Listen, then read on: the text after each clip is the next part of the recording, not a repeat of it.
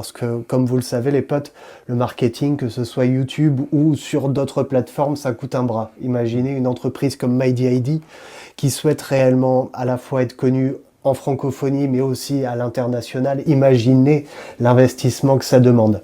Donc, est-ce que tu peux nous expliquer un petit peu cette recherche de fonds? Où est-ce Ouais. que tu veux aller? Bah, bon, c'est bien d'en parler un peu parce que tu peux même aussi avoir un jugement de la communauté sur le sujet. En fait, là, par exemple, on travaille beaucoup sur présenter notre projet de manière non technique.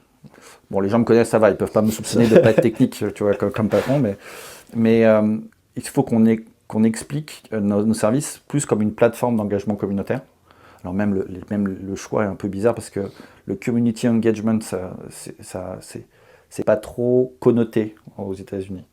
En France, quand tu dis communautaire, déjà les gens, tu vois, ils vont penser à des choses soit identitaires, soit Ouais, sectaire, ouais, presque. voilà, tu veux vraiment plein de choses. Mais nous, ce qu'il faut qu'on explique, c'est ça, c'est on est plus dans un outil de gestion de communauté, le plus automatisé possible à terme, et pour inciter des gens tu vois, à ce que leur communauté elle puisse en fait grossir, être rentabilisée avec nos outils.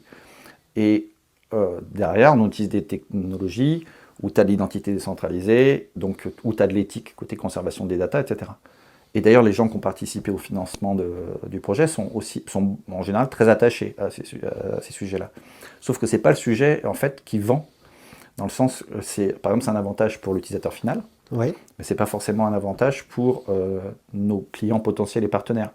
En fait, nous, on est plutôt dans un B2B2C, c'est-à-dire que nos clients, ce sont ceux qui ont des communautés à gérer. Oui. Et puis l'utilisateur final, s'il a plein d'avantages pour lui, c'est cool. Oui. Mais ce n'est pas forcément ce que recherche le business qui est notre client / partenaire. Parce qu'il y a un contrôle éthique des data, en fait, la plupart des gens, ils pourraient te dire, moi j'ai rien à faire, ce que je veux, c'est accumuler de la data sur les gens.